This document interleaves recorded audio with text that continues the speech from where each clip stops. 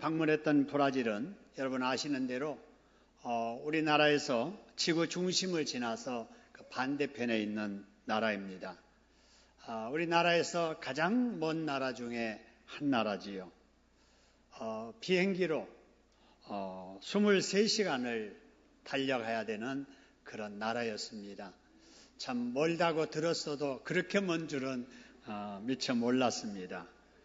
공항에서 수속하는 시간까지 합하면은 36시간, 하루 반을 걸려야 갈 수 있는 그런 나라였습니다. 여러분, 그러니 잠을 제대로 자지 못하고요. 그 좁은 공간에서 한나절 반을 지냈으니까 얼마나 피곤하겠어요? 완전 녹초가 된 상태였지만 그 다음 날부터 부흥회를 인도해야 했습니다. 영상에 나와 있는 대로 이렇게 47주년을 기념해서 특별 집회, 처음 사랑으로 다시 뜨겁게 하자는 제목의 부흥 집회였습니다. 부흥 집회를 하면서 들어보니까 대부분의 교민들이 그동안에 옷을 만들어 파는 의료 제조업을 하면서 정말 그동안에 돈을 많이들 벌었다고 합니다. 참 그래서 그런지 브라질 상파울로에 있는 대부분의 한인교회들이 그곳에 예배당을 얼마나 크게 지었는지 교회마다 굉장히 큰 이런 예배당을 당당하게 짓고 거기에서 신앙생활을 하고 있었습니다. 다른 건물에는 십자가를 찾아볼 수 없는데 유일하게 우리 한국 교민들이 출석하는 교회 우람하게 지어놓고 당당하게 십자가를 걸어놓고 신앙생활을 하고 있는 모습이 너무나도 감명이 깊었습니다. 그런데 몇 년 전부터 그곳에 중국 사람들이 의료 사업에 끼어들면서 교민들의 사업에 어려움이 찾아오고 그래서 많은 사람들이 미국으로 또 한국으로 역이민을 가고 있었습니다. 부흥회를 마쳤더니 그 다음 날 남미 신문에 제가 부흥회를 인도하는 내용이 보도되어서 제 이름만 아니라 우리 신창동 교회 이름까지 남미 지역에 알려지게 된 것을 보면서 기뻐했습니다. 부흥회를 마치고 저의 친구인 김영수 선교사님 가정을 방문하고 또 섬기시는 교회를 방문하면서 학교 다닐 때에 있었던 여러 가지 추억된 이야기, 또 우리 선교사님이 이곳에 우리 교회에 오셔가지고 부흥회 하셨다는 이야기, 부흥회 하실 때 5시간을 넘게 설교를 하셨다는 그런 이야기들을 나누면서 추억을 더듬어 보았습니다. 그리고 이제 브라질에서 유명하다는 몇 군데로 둘러보았습니다. 그 중에 하나가 이구아수 폭포였습니다. 여러분들도 한 번쯤 들어보셨을 이 이구아수 폭포 가서 직접 보니까 너무너무 대단했습니다. 여러분, 미국과 캐나다 접경에 있는 나이아가라 폭포도 대단하지만 제가 보기에는 이구아수 폭포가 더 웅장했습니다. 우리나라는 조그마한 물줄기 하나만 산에서 떨어져도 유명하다는 폭포, 여러분 이 이구아수 폭포는 폭포 길이가 4km나 되는데 거기에서 100군데 이상에서 폭포가 떨어지는 모습 너무나도 웅장하고 너무나도 그것을 지으신 하나님이 감격스러워서 제가 크게 하나님께 찬양을 했습니다. 그런데 아무도 시끄럽다는 말을 안 했어요. 왜냐하면 제 목소리는 저만 듣지 우람하게 떨어지는 물소리에 다 덮여버렸기 때문에 그렇습니다. 이구아수 폭포를 구경하고 그 다음으로 간 곳이 바로 예수님 상이 있는 곳입니다. 리오라고 하는 도시에 바로 언덕 높은 곳에 예수님의 동상이 있더라고요. 브라질 독립 100주년을 기념해서 1931년도에 세웠다는 예수님 동상. 높이가 38m. 그래서 아파트 높이로 하면은 14층 높이에 그렇게 높은 예수님의 동상이 리오라고 하는 도시 전체를 향해서 축도하고 있는 모습으로 보였습니다. 저는 그 모습이 리오만 아니라 세계를 향해서 축복하신 예수님, 우리 신창동 교회, 저와 여러분을 축복하시는 모습으로 보면서 감사했습니다. 할렐루야. 그 후에 미국으로 이동해서 저는 할비가 되었고 제 아내는 할미가 되었습니다. 딸이 출산했기 때문입니다. 출산해서 낳은 아이가 이 아이입니다. 출산하고 3일 만에 찍은 아이인데 100장 정도 사진 중에 제일 이쁜 거 골라서 여러분에게 보여드립니다. 그래서 제가 오면서 아내를 딸에게 빼앗기고 돌아왔어요. 돌아오는데 아내가 그러더라고요. 목사님은 해방돼서 좋겠네요. 지금 딸 때문에 오지도 못하고 갇혀 있습니다. 기본적인 할미 노릇하고 건강하게 돌아오도록 여러분 기도해 주셨으면 고맙겠습니다. 여러분 이상으로 이번 안식월 브라질 집회와 미국 방문 보고를 드리면서 그동안에 저희와 교회를 지켜주신 우리 하나님께 박수로 영광 돌립니다. 감사합니다. 그리고 제가 없는 중에 강단을 맡아서 귀한 말씀을 전해주신 우리 원로 목사님 감사드리고요. 그리고 우리 김철호 목사님, 이승용 목사님, 엄재수 목사님, 그리고 우리 전도사님들 감사합니다. 그리고 열심히 기도하며 교회를 섬기신 여러분 모두에게도 제가 박수로 감사드립니다. 감사합니다. 자, 이제 그동안에 중단되었던 예요강 말씀을 나누지요. 요한복음을 통해서 예수님을 더 알아가기 예요강 시간. 오늘은 맥주제를 맞는 시간인데 그중에 40번째 시간입니다. 오늘 본문에 등장하는 베다니의 한 가정을 소개하려고 합니다. 여러분 이 가정은 두 자매와 한 오라비가 살고 있는 가정입니다. 그 두 자매의 이름은 마르다와 마리아였고요. 그 다음에 오라버지의 이름은 나사로였습니다. 이 삼남매가 아직 결혼하지 않았는데 그 집에 부모님이 등장하지 않는 걸 보면은 아마 그 부모님이 일찍 세상을 뜬 것 같습니다. 그래서 이 삼남매가 서로를 의지하면서 가정을 이루어 살아가고 있는데 그 집에 원치 않은 불행이 찾아왔습니다.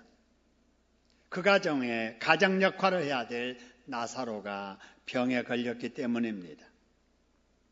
여러분 이렇게 젊은 나이에 병 걸린 나사로의 문제 여러분 해결해 보려고 본인과 그 다음에 두 자매가 얼마나 최선을 다했겠습니까? 나사로는 그렇게 생각했을 거예요. 내가 젊다고 건강 돌보지 아니하고 너무 무리해서 이런 일이 생겼나 해서 쉬기도 했을 거고 영양관리도 잘했을 거예요. 몸에 좋다는 음식도 먹었을 것이고 용하다는 의원을 찾아갔을 것이고 몸에 좋다는 약도 다 사서 먹어봤을 겁니다. 여러분 오늘날도 우리가 이렇게 질병에 걸리게 되면은 그 질병을 낫고자 해서 여러 가지 방법들을 취하지 않아요. 근데 그렇게 수고하고 애쓸 때 딱 낫게 되면은 얼마나 좋겠습니까마는 아무리 힘쓰고 애써도 고쳐지지 않은 질병 안고 살 때 답답하지요. 그래서 불신자들 중에는 답답해서 점쟁이 찾아가서 물어보는 사람도 있고요. 예수 믿는 우리 신자들 중에서도 정말 묻지 않고 있는데 해결 안 될 때 능력 있다는 사람 찾아가서 안수기도도 받아보려고 하고 예언기도도 받아보려고 하는 것이 사실입니다. 여러분 얼마나 답답하면 그러겠습니까마는 이런 방법들은 우리가 따라해야 할 정상적인 방법이 아닙니다. 매우 위험한 일이죠. 여러분 그러면 우리가 안고 있는 문제가 있을 때 해결해 보려고 노력해도 안 될 때 어떻게 해야 될까요? 오늘 본문에 이 삼남매를 통해서 그 비결을 같이 나누려고 합니다. 먼저 마르다와 마리아는 오라비의 해결할 수 없는 문제를 해결하기 위해서 어떻게 했는가? 오늘 3절의 말씀 보니까요. 그 누이들이 사람을 보냈습니다. 여러분 누구에게 보냈는가? 의원에게 보냈을까? 안수기도 하는 사람에게 보냈을까? 여러분 오늘 3절에 보니까 이 누이들은 누구에게 사람을 보냈다 그래서요? 예수님께. 그죠? 왜 그랬을까? 아마 이들은 이렇게 생각했을 거예요. 우리는 안 되지만, 우리는 해결하지 못하지만 예수님은 우리 문제를 해결할 줄로 믿습니다. 할렐루야. 그 믿음 가지고 바로 사람을 예수님께 보냈다라고 하는 거예요. 여러분, 우리도 이런 모습을 본받아야 될 줄로 믿습니다. 한번 따라해 봅시다. 나는 닥친 문제 해결할 수 없어도 예수님은 내 문제 해결자이시다. 믿으시기를 소원합니다. 우리가 하나님 믿고 예수 믿는다고 하잖아요. 그 믿음 중에 이 믿음입니다. 나는 해결할 수 없어도 내가 믿는 예수님은, 내가 믿는 하나님은 문제 해결해 줄 수 있다. 이걸 믿는 겁니다. 할렐루야. 여러분, 이걸 믿으면 그 다음에 어떻게 해야 되는가라고 하는 거예요. 이걸 믿는다면 예수님께 우리가 안고 있는 문제가 무엇인가를 알려드려야 될 줄로 믿습니다. 예수님이 몰라서 우리가 알려드려야 되는 게 아니에요. 예수님은 다 아세요. 다 아시지만은 예수님은 그 문제 해결해 주기 위해서 그 문제 안고 있는 사람이 내가 이런 문제를 가지고 있습니다라고 말하기를 기다리십니다. 할렐루야. 우리가 자녀들이 문제 있을 때도 그러잖아요. 우리 부모가 다 알아요. 제가 문제 안고 있다. 그 알고 있으면서도 우리 부모들은 그 자녀가 직접 입으로 엄마 아빠에게 말하기를 기다리잖아요. 몰라서가 아니라 알면서도 기다려주는 거예요. 우리 하나님 아버지도 마찬가지예요. 우리 형편 하나님은 다 아실 줄로 믿습니다. 아시는 하나님께서 우리에게 뭘 원하시느냐? 하나님께 찾아와서, 예수님께 찾아와서 내가 이런 문제가 있습니다. 고쳐주세요 라고 말하기를 기다리신다라는 사실입니다. 할렐루야. 여러분, 그래서 이 마르다가 오라비의 문제를 예수님께 사람 보내가지고 알린 거예요. 여러분, 여기에서 이제 중요한 것은 사람을 보내서 알렸다. 왜 그러냐?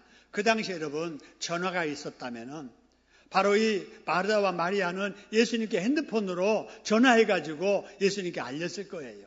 그런데 핸드폰이 없었던 시대예요.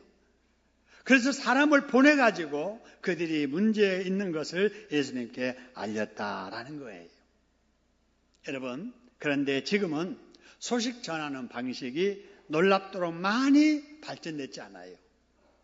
여러분, 제가 어렸을 적에 보니까요, 동네 초상이 나잖아요. 갑자기 사람이 죽으면 그 집 사람들이 무슨 소식 알리려고 친척집 찾아다니지 못하잖아요. 그래서 동네 젊은이들 몇 사람 불러가지고 저 동네에 우리 딸이 살고 사돈이 살고 친척이 사니까 거기 가서 좀 초상났다는 소식을 알려달라고 급하게 만든 부고장 들고 동네 사람이 그 초상집을 대신해서 친척집 찾아다니면서 소식 알렸잖아요. 전화가 있었다면 그렇게 안 하겠지요. 전화 없던 시절 소식은 알려야 되는데 사람 보내가지고 알렸다라는 거예요. 그보다 조금 발전된 소식 전달하는 방법이 전보였잖아요.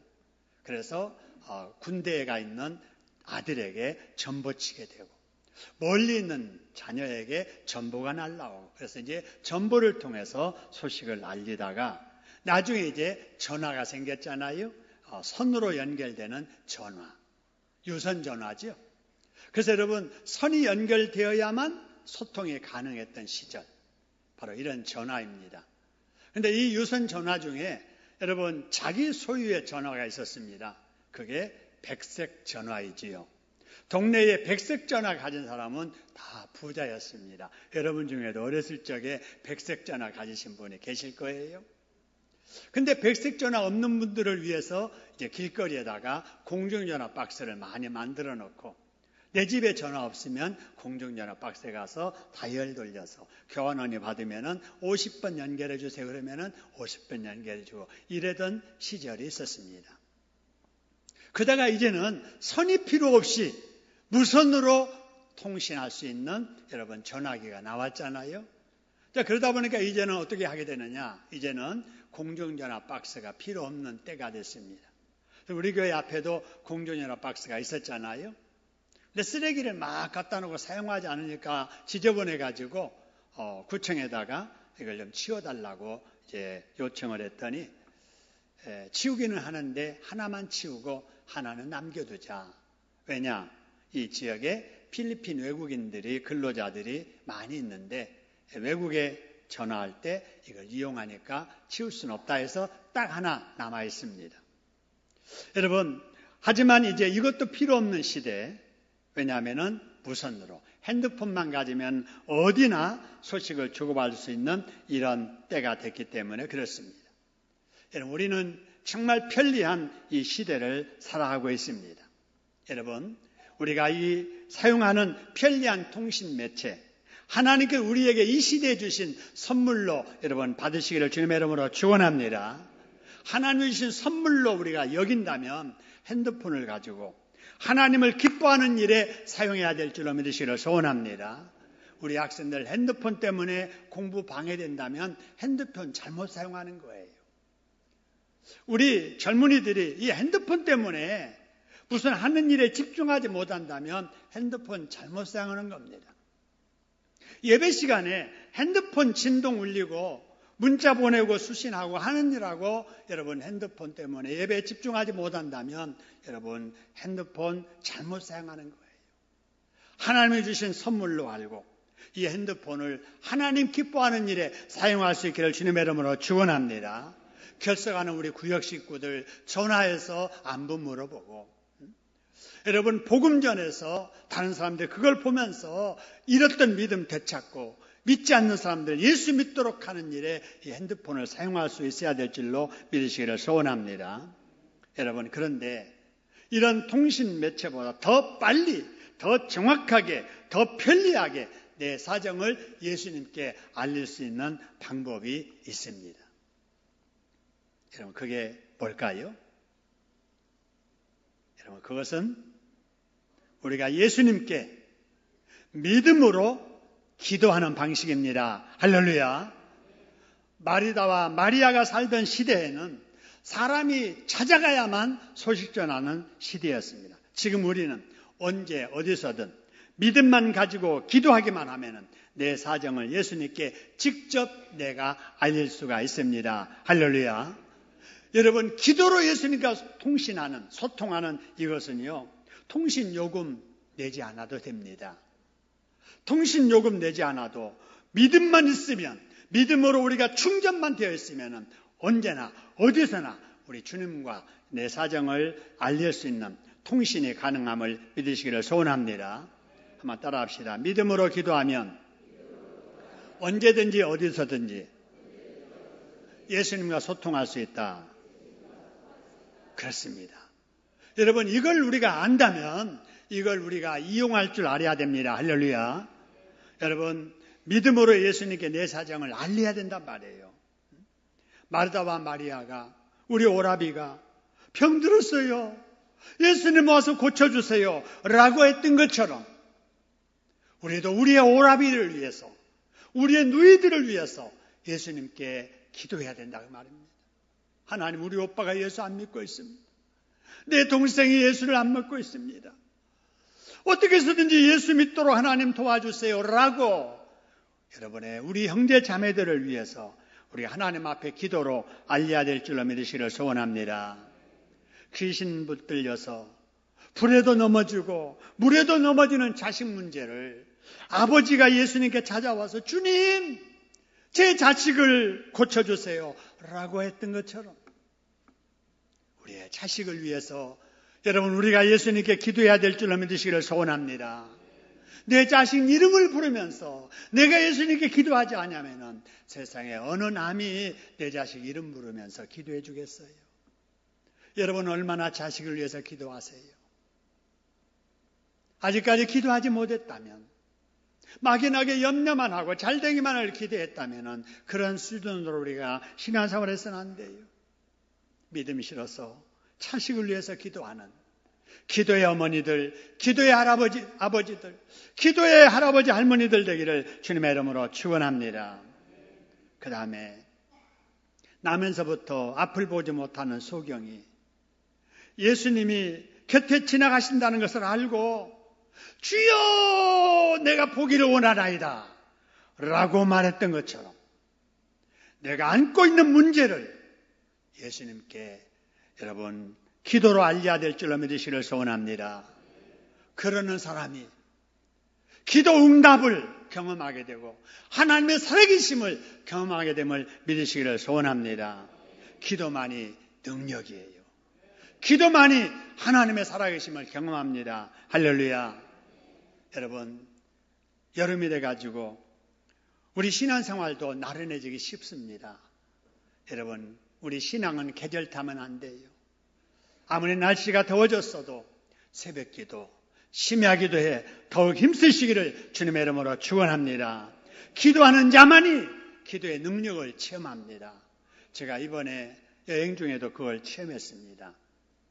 제가 갈 때요, 딸이 출산을 앞에 두고 가기 때문에 이민 가방, 어느 집사님이 주신 가방 2개에다가요, 그냥 여기저기서 우리 교인들이, 권사님들이 저 먹으라고 주신 거 딸 생각해서 아껴놨다가 냉동실에 꽁꽁 얼렸다가 된장도 가지고 가고 고추장도 가지고 가고 떡도 가지고 가고 나물도 가지고 가고 하여튼 5만 가지 다 가지고 갔어요.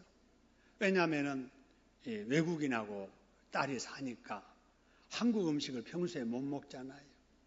그러다가도 이제 애를 낳게 되면은 평소에 안 먹었던, 옛날 먹었던 이 고향의 집에 음식 먹고 싶다는 이런 생각이 들어서 자식 생각하는 부모 마음에서 가방에다 가득 넣어가지고 갔습니다.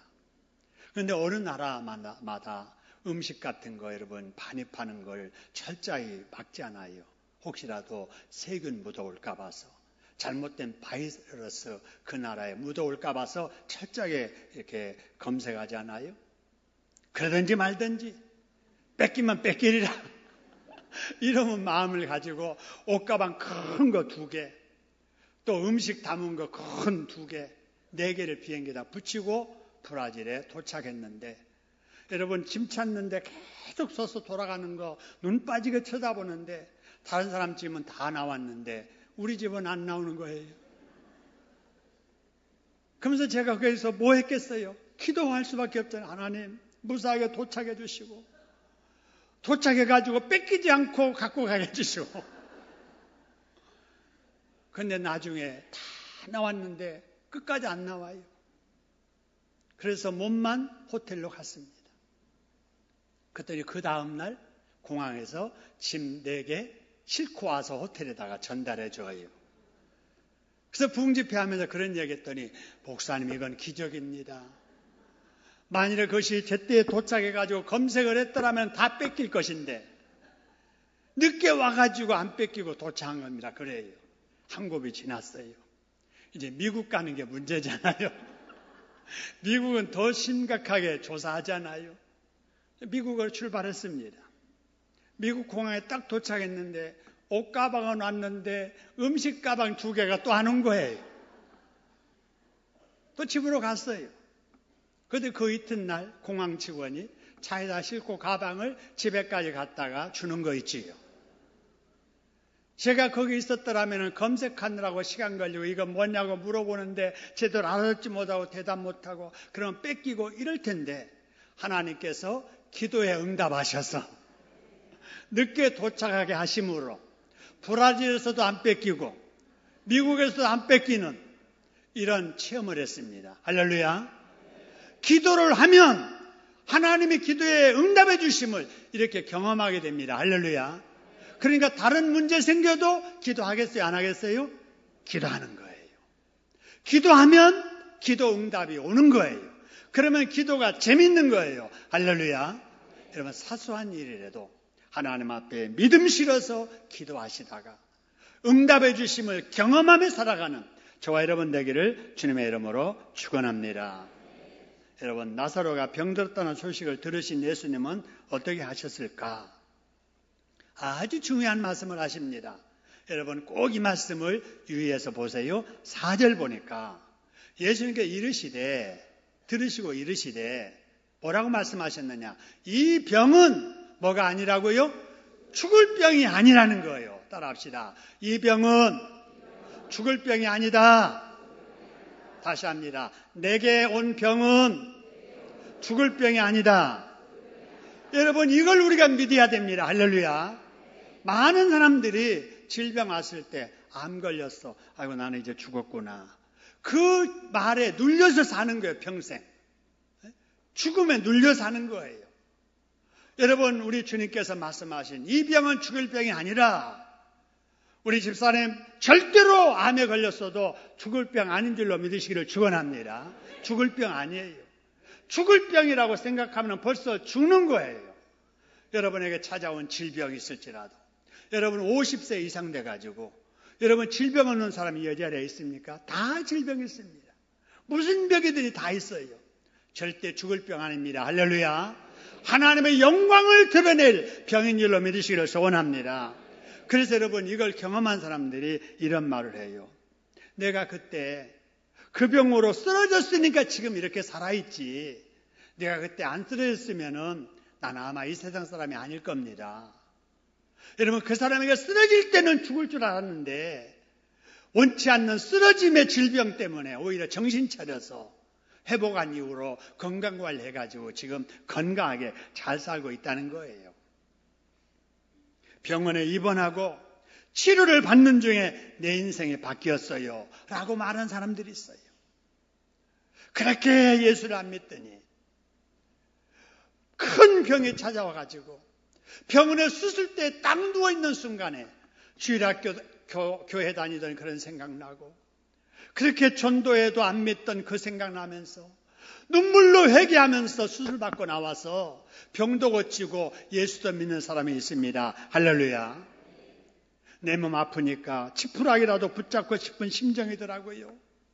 그래서 그때 내가 기도하기 시작을 했고, 내가 그때 예수를 영접하고 내가 이렇게 신앙생활을 하고 있습니다. 할렐루야. 그러는 거예요. 그래서 여러분, 로마서 8장 23절에 보니까 우리 하나님께서 말씀하세요. 우리가 알거니와 뭘 아느냐? 하나님을 사랑하는 자. 여러분, 하나님을 사랑하시잖아요. 그 뜻대로 부르심을 입은 자 우리들이잖아요. 여러분, 우리들에게는 어떤 일이 있느냐? 모든 것이 합력하여 뭘 이루느니라? 선을 이루느니라. 할렐루야. 지금 걱정할 문제가 있고 질병이 있고 염려되는 문제가 있을지라도 우리 하나님은 절대로 손해보게 하지 아니하시고 그것 때문에 더 좋은 일 있도록 축복해 주실 줄로 믿습니다. 여러분, 그렇게 하실 우리 하나님께 박수로 감사드립니다. 감사합니다. 자, 이렇게 해서 이제 예수님이 이 마르다 마리아의 오라비 나사로가 병들었다는 소식을 듣습니다. 그리고 예수님께서 11절에 뭐라고 하느냐? 나사로가 잠들었다. 그러니까 내가 뭐 하러 가노라 그랬어요? 깨우러 가노라 그랬어요. 여러분, 여기서 우리가 한 가지 이상한 점이 있습니다. 나사로가 죽은 줄을 어떻게 알았을까? 예수님이 어떻게 나사로가 죽은 줄 아셨을까 하는 거예요. 여러분, 우리 예수님은 다 아시는 분이십니다. 할렐루야. 따라합시다. 예수님은 다 아신다. 다 아세요.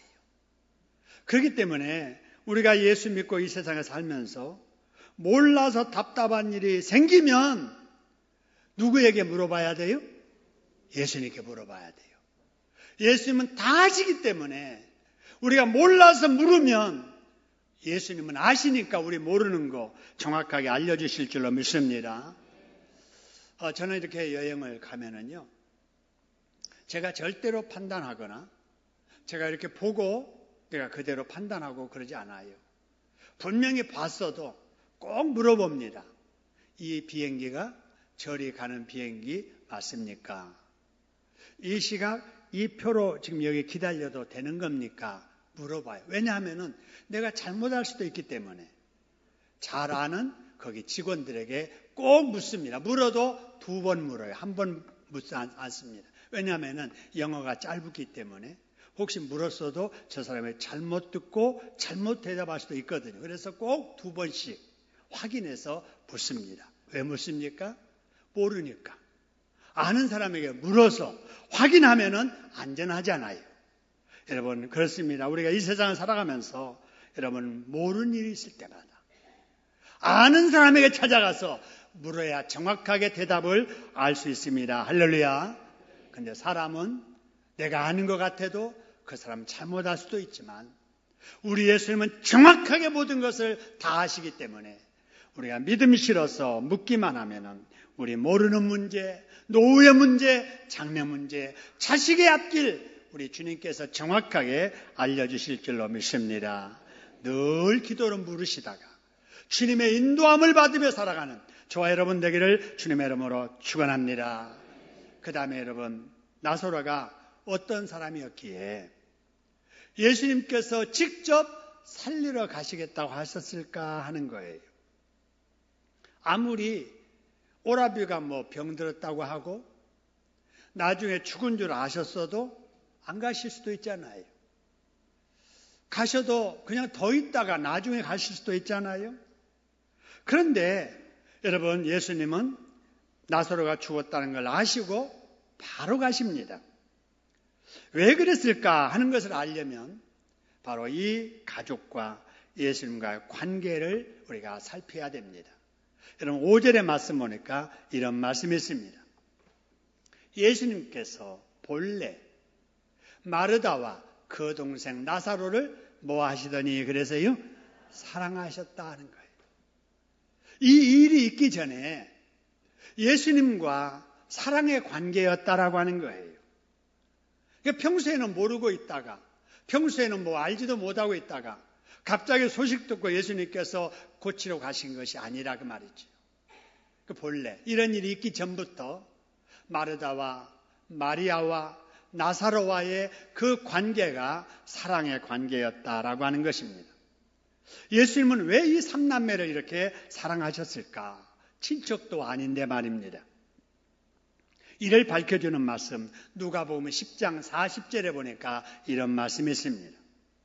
마르다는 준비하는 일이 많아 마음이 분주한지라. 어느 때냐면요, 예수님이 그 집에 신방 가셨을 때예요. 예수님이 그 집에 신방 가셨을 때 마르다는 예수님을 어떻게 해서든지 대접해 드리려고 열심히 음식을 부엌에서 준비하고, 마리아는 그때 예수님 무릎 앞에 앉아서 말씀을 듣고 있었던 바로 그때입니다. 이렇게 예수님을 사랑으로 대접하고 예수님의 말씀을 듣기를 원하는 이 가정, 하나님께서, 예수님께서 사랑하셨다는 사실입니다. 할렐루야. 그것만 아니에요.